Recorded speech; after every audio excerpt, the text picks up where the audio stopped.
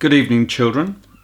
Tonight's story is called Ruby's Worry by Tom Percival.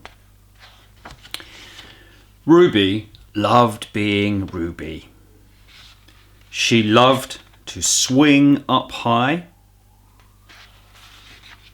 and she loved to explore wild, faraway places. Sometimes she even went all the way to the very bottom of the garden. Ruby was perfectly happy until one day she discovered a worry. It wasn't a very big worry. In fact, it was so small that, at first, Ruby hardly noticed it. But then the worry started to grow. Each day it got a little bigger. It just wouldn't leave her alone. It was there at breakfast, staring at her over the cereal box, and it was still there at night when she cleaned her teeth. The funny thing was that no one else could see Ruby's worry. Not even her teacher. So Ruby pretended that she couldn't see it either.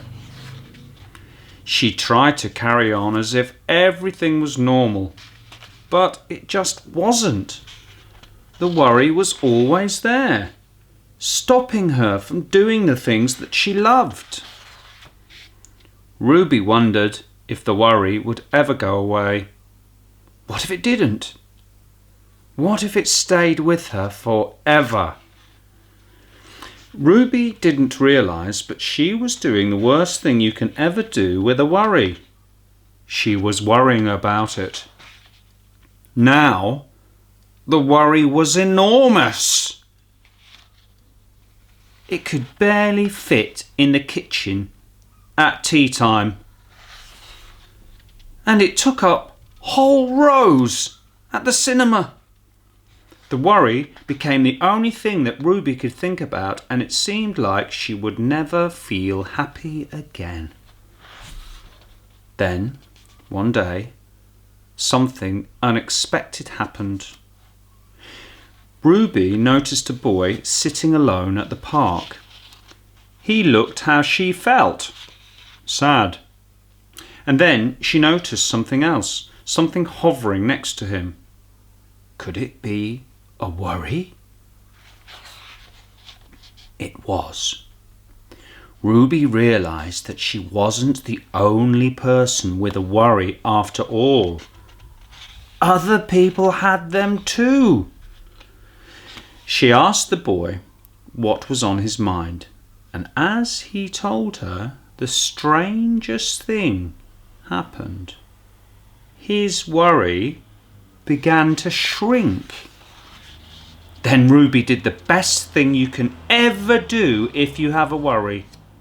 She talked about it.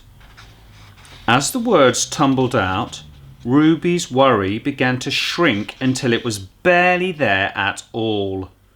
Soon, both of their worries were gone. Finally, Ruby felt like herself again. Of course, that wasn't the last time that she ever had a worry. Everyone gets them from time to time. But now that she knew how to get rid of them, they never hung round for long. There we are.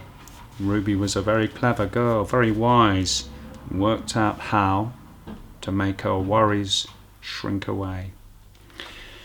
Okay, so that's it. Good night, God bless, sleep well, and have a lovely weekend, and I'll be back reading you stories on Monday. God bless.